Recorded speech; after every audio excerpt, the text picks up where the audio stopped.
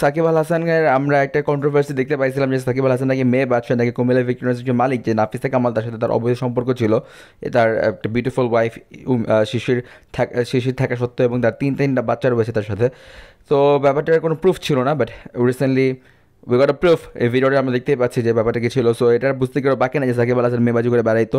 সাকিব আল হাসান কিন্তু এক্স গার্লফ্রেন্ডও ছিল, যে হচ্ছে তানজিয়া জামান মিথিলা, একজন বাংলাদেশের সুপার মডেল এখন।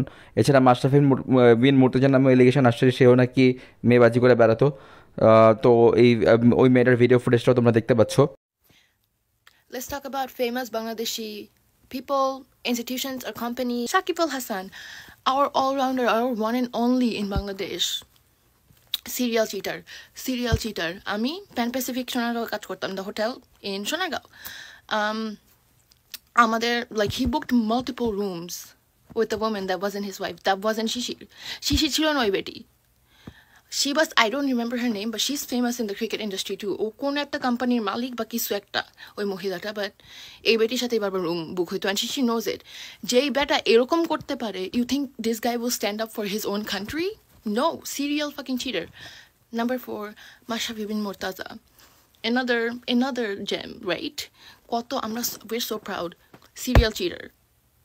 অনেকগুলো রুম বুক করছে সোনারগাঁও হোটেলে with multiple random women. It wasn't just one woman, multiple women, and everybody knew this.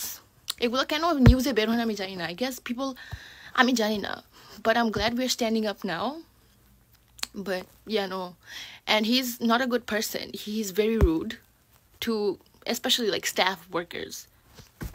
Okay, video length বেশি বেড়ে গেছে, so I'm gonna spill later.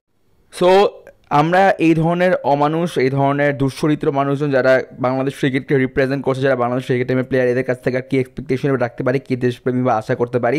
আফগানিস্তানের ক্রিকেট টিম এত ভালো না হওয়া সত্ত্বেও just because of dedication and দেশপ্রেম তারা কোথায় চলে গেছে। বাংলাদেশের ক্রিকেট এই ধরনের ক্রিকেটারকে ব্যান করা উচিত, যারা ইনডিসিপ্লিন এদেরকে ব্যান করা হয় এবং নতুন ট্যালেন্টদেরকে সুযোগ দেওয়া হোক। সাকিব আল হাসানকে আমরা আর টিমে চাই না, please kick him out from the team, boycott Shakib Al Hasan.